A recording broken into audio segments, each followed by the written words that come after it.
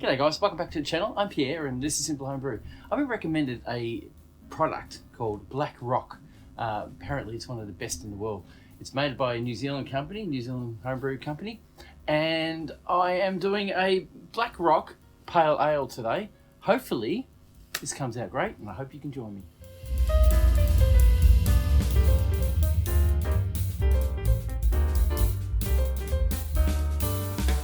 It's said that the Black Rock product is as good as Cooper's or all the others, and it kind of passes or surpasses them as a product.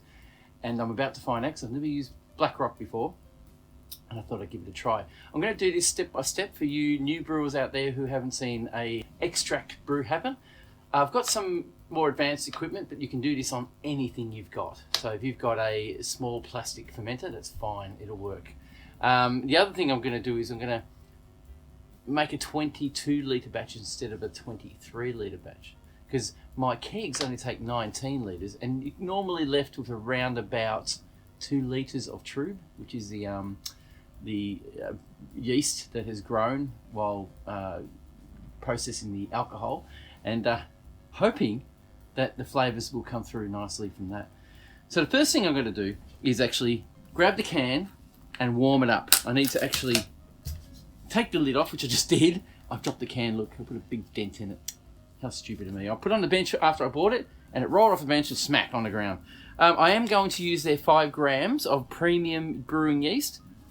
God knows what's in it, but if they put it in the can, I'm sure it'll be fine. Next time, if I don't like the flavour of that, I will try a different yeast and see how I go with that. And you can do that, put extra yeast. They do say that, you know, fairly high gravity beers, you should put a couple of packets of 11 gram yeast, but they're only supplying a 5 gram pack of yeast, and the reality is it's probably all you really need.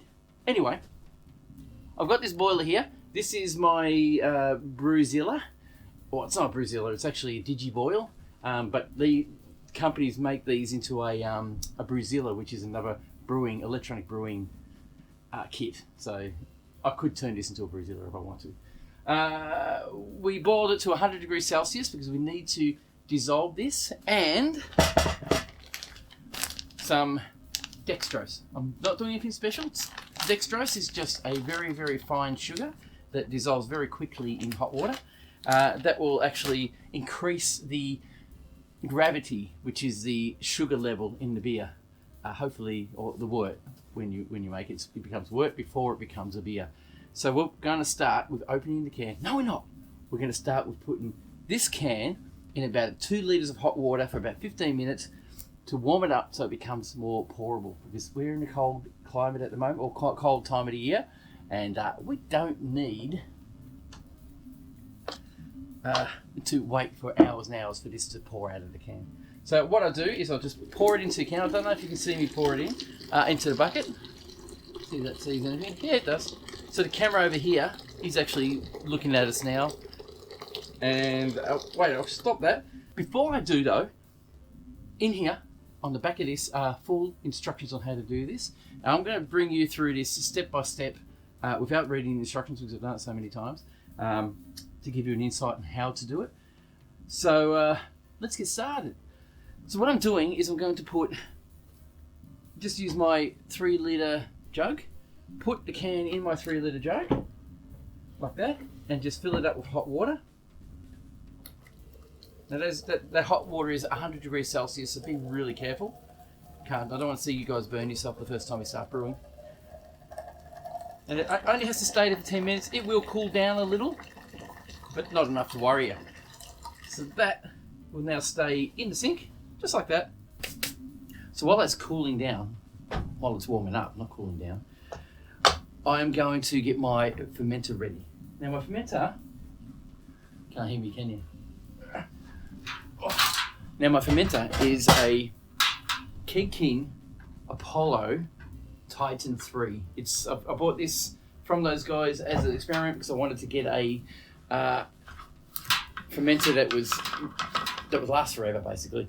I had plastic ones, I still do use them, but they don't last forever. They only last, sorry about the noise, they only last a couple of years before you have to test them to make sure they don't pop or break under pressure. This one can take 30 psi, and I do like fermenting under pressure.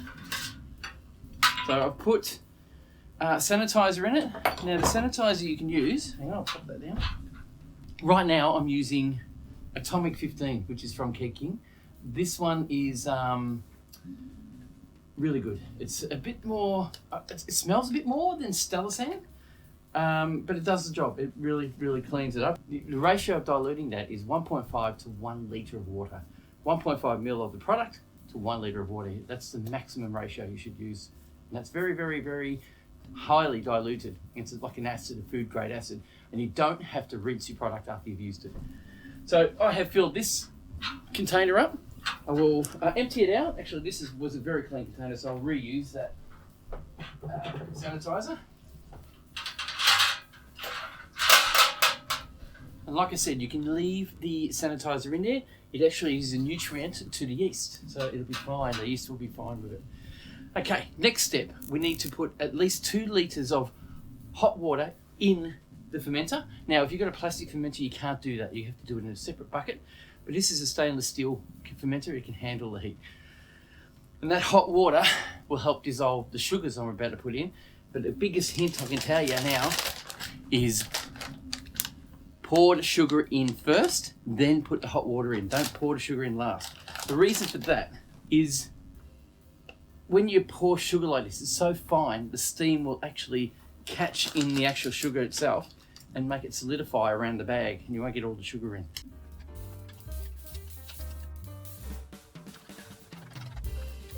So as you can see, the sugar is on the bottom. We'll pour hot water on that now and stir it in. So as you can imagine, this is a very easy brew to make. You can just pour the hot water in, stir the sugar in, make sure it's dissolved.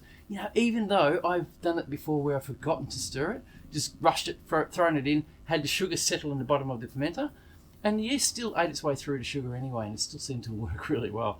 But you can't check your gravity when you do that, so you're best off dissolving it all nicely and making sure it is actually ready to go. So we'll pour the sugar in like we have here. Now we'll pour the hot water in just like this and give it a good old stir. This is my method. People do it differently. You have different methods of doing it. I like doing it this way. It's less messy and it works quite well. You need to make sure your water is around about 20 degrees Celsius. The instructions do say you can have it between 18 and 28 degrees Celsius, but 20 degrees Celsius is a great temperature to keep it at for the yeast. Otherwise, if you go over 28 degrees, you can kill it. If you go under 18, it'll start very slowly and it'll take a long time to get going. So 20 degrees seems to be a really good all-round temperature that I seem to be able to work at really well, and most of my beers come out good. The other thing is your water. So I use filtered water, so I filter all the chemicals out, like the chloramine and chlorine. It seems to have been working. I've been doing it for a couple of brews now. I used to use Camden, which is a Camden tablet or Camden product, which is like a chemical that neutralizes these chemicals that are in your water. Your municipal place normally puts this in to kill bacteria in your water so you don't get sick when you drink it, but it does translate into some bad, poor flavors in your beer. So if you can get rid of the chlorine and chloramine in your water, you'll have a much, much better beer. So the next thing I'll do is open this can. So I've got the can. Look at this, it's got a pull tab, like a can. Let's see if I haven't stuffed it. Oh, I haven't. The first time I've ever had a can that opens with a pull tab. Wow, I am impressed. Big time. So I'll rinse that off soon. The smell is phenomenal. Oh, it is rich with flavour and scent. It's going to be a nice beer. I'll pour this straight in now. What I'm going to do is scrape all this out, and then I probably don't even need to. It's actually quite fluid. I'll rinse this. I'll actually fill my container up with the rest. I'm going to fill this up with cold water until my fermenter's full and ready to go. If you guys are looking for a step through on how I set up my brew shed, I've got a little link here. It can be informative. There's a lot going on, and it gives you an idea on how well I've set this brew shed up. I've started 5 years ago, and I've been brewing since, and all my beers are getting better and better every time, and I'm really, really enjoying the brewing. Now, I need to be 20 litres. I put in 1.7 kilograms of the malt extract. They don't tell you how much 1.7 kilograms of malt extract is in litres. I believe it's 1.4 litres, but I'm not overly certain. So I'm going to fill this up with water and measure it. I've got a measuring gauge on the side of my bucket. This will be enough. This will give me enough idea on how much fluid's actually stored in this can. So I'll fill this can up, pour it in there, and take a measurement. I'll be back.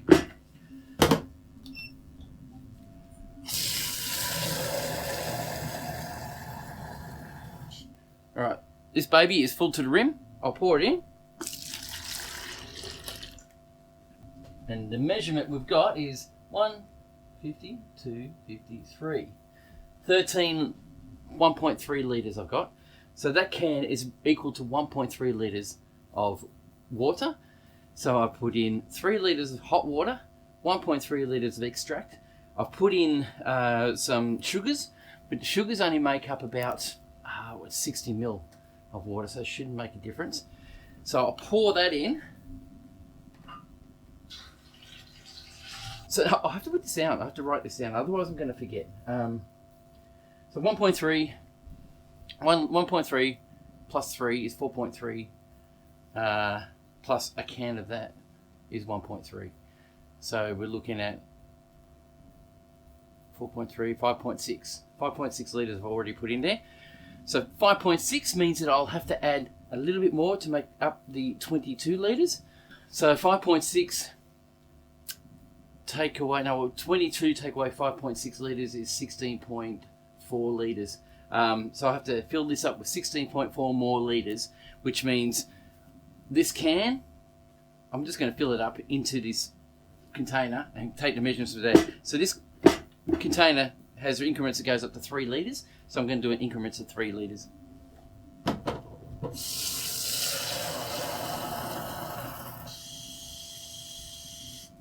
The reason why I'm doing that is this can foams up when you pour it in. And it's not going to give me an accurate reading if I just start pouring it in as it fills up to the rim. I'll just fill it up in here to 3 litres.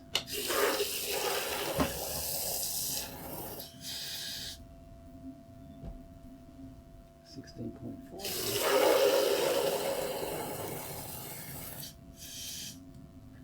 Looking at 3 litres. No. It's actually too much foam.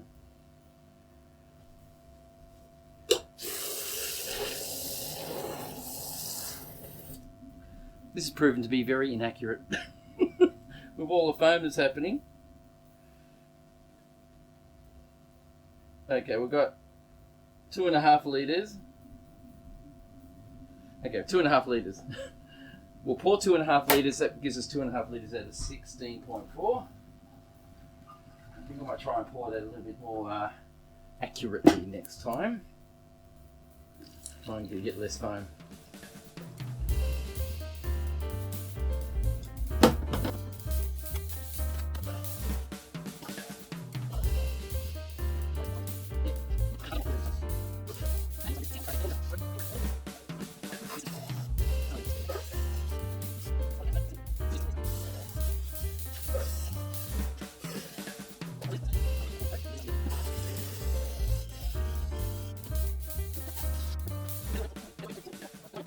We've done it. We're at 22 litres. And this is a 27 litre fermenter. So it's got a little bit left in the top, and that's all we need. So I'll give that a quick stir.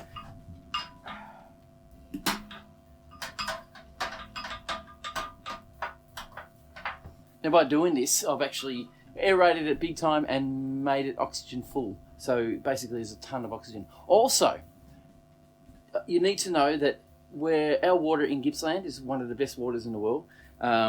It's like spring water, but with chlorine and chloramine in it.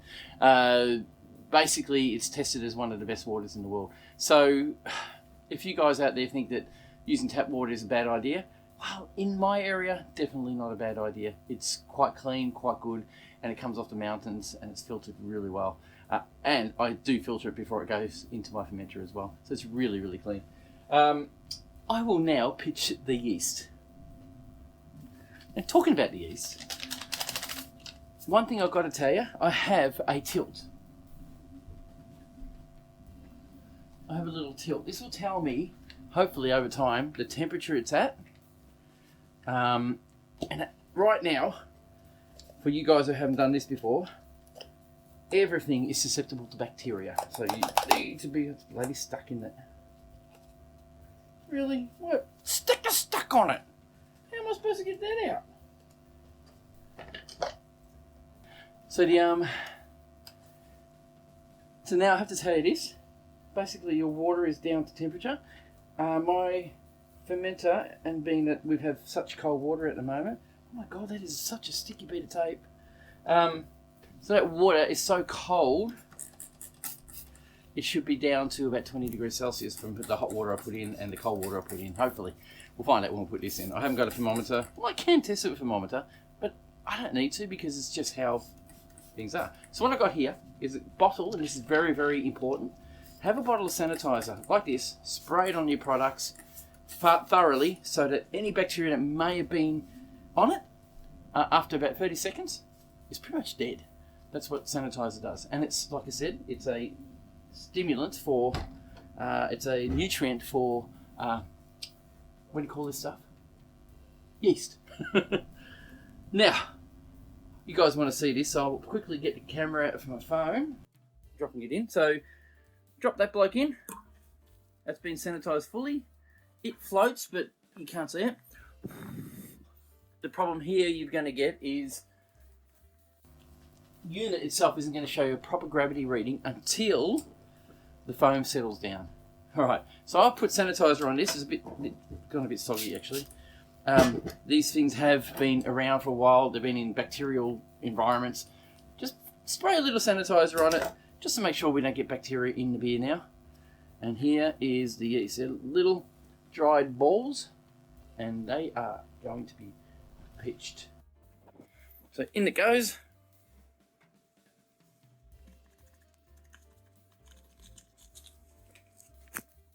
Just like that. Now you can stir it if you want to. I don't stir it.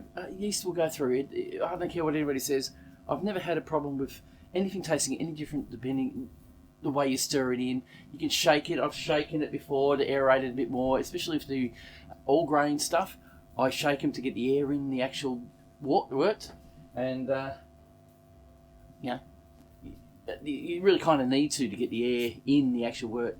But because I've aerated it so much, this yeast will just settle in and it'll go through. Also, when you buy packets of yeast similar to these, they all tend to come with yeast nutrient already with the already in the packet with the yeast. So now all I have to do is measure the temperature, because I want to know what temperature's at, which means I've got to bring up my tilt, and it will read what the tilt says. It says it's 21.7 degrees Celsius. It'll change as the temperature drops a little bit.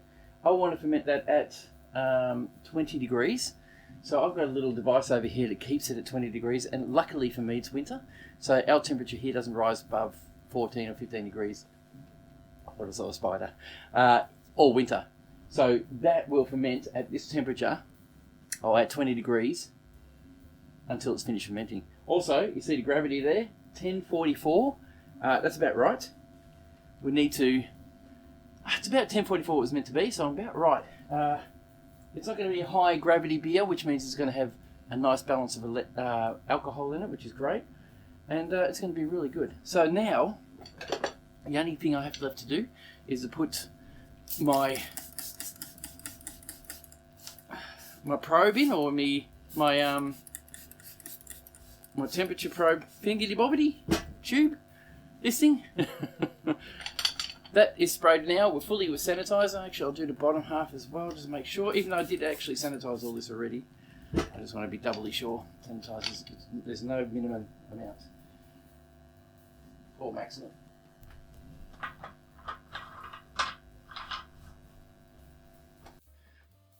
So this bloke is ready to go. I've got my lid on. Everything's ready to go. This is a post. This post will do me the gas side. This post is a non-gas side. The reason why I know that is there's a notch in the post right here. and there's no notches on that one, so that helps me know when that's an outlet and that's a gas side. So when I put my spundy on, which is a pressure control valve, I'll put it on the gas side so I don't get beer coming through this tube, through my spundy, and make an absolute mess. So I'll store this now. Okay, so I've got it set up. Let me zoom out a little. Basically, I've got my heating element, my Apollo, and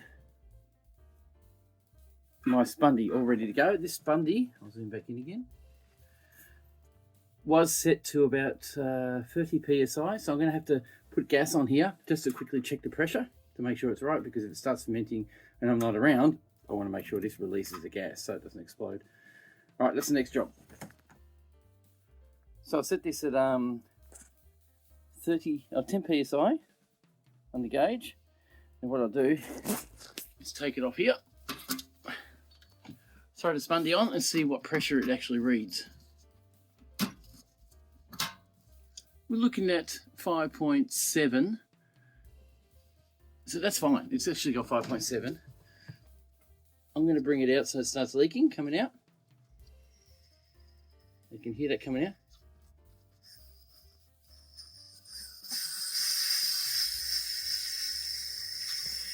And screw it in until it stops, because we want it to be fermenting at around about 5 psi or less. If it does that, then it will ferment out the nasties first, and in about 2 days time I'll increase the pressure to about 10 to 15 psi just to make it right. You can go up to 20 psi if you want to. It works well. Putting under pressure stops the foam coming through stops the foaming on the actual fermenter, and stops crap building up in here. Really does work well. These things, if you're using really high hopped gear, just be aware that if you get too much krausen, it can block these, but it can block anything, so be careful all round. Anyway, I'm going to come back to this in a couple of days' time and check on it, make sure it is fermenting properly. We are still extracting gas, and we'll go from there. Almost forgot to tell you guys, this is my temperature controller. It's a wrapped temperature controller. It's compatible with online connectivity. I have it set up.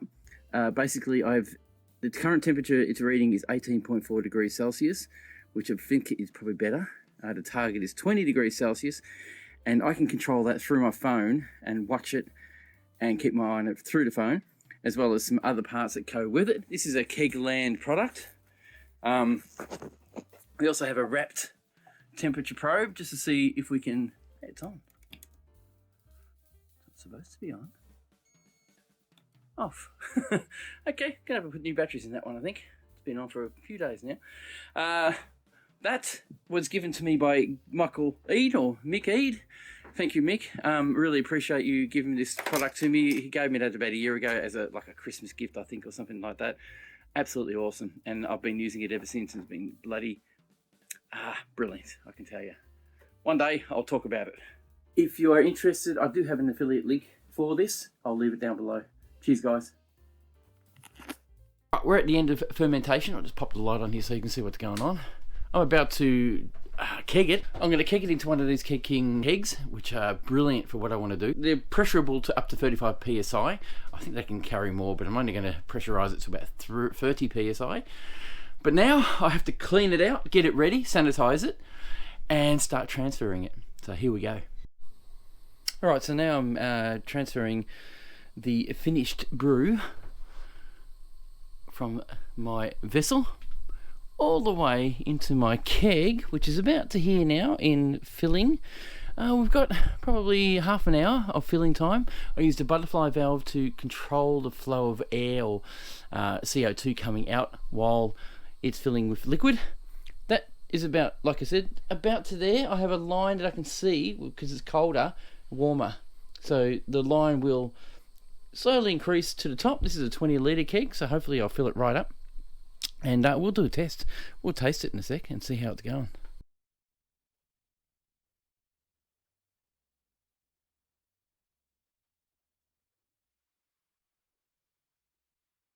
So as you can see, I finished. This is a glass I got the other day when I went to Goodland Brewing Co. I'll just pour myself a drink. Oh look, it's not meant to be cloudy. How about we tip that out? Try and go a bit clearer. Pretty much meant to be clear, so a little bit more. Sorry, I'm tipping it down the sink because I've got 20 litres anyway. Alright, so this isn't the finished product. It isn't carbonated by all means, by any means. It's got a little bit of carbonation in from fermenting. Got a bit of dreads from the bottom because we are at the bottom of the actual fermenter. But I just want to smell it, try it and see what it's like. First, just going to turn the gas off there. So basically, this is finished fermenting. It still needs carbonating, but it is ready to drink. You can actually drink this. Wow, I thought it would smell really yeasty, but it's absolutely not full of yeast. It's bloody great.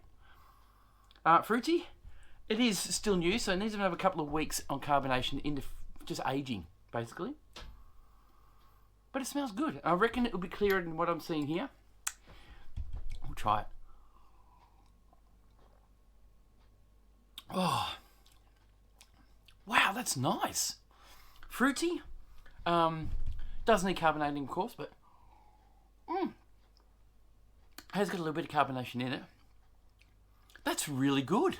Wow. For something that's fermented down to about 10,004 from 104344, it came out really nice. It's tasty.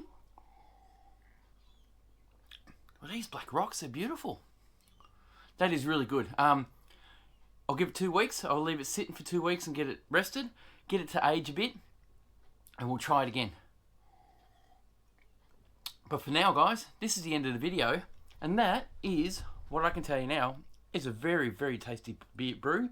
Very summery. It's mild in flavour. It's got good flavour. It's not dirty in any flavouring way. Doesn't have any real bitterness at all. It's very soft on the mouth. Like I said, once it carbonates, it'll be really good and ages. But drinking that now, it's well worth it. It really is a very tasty beer.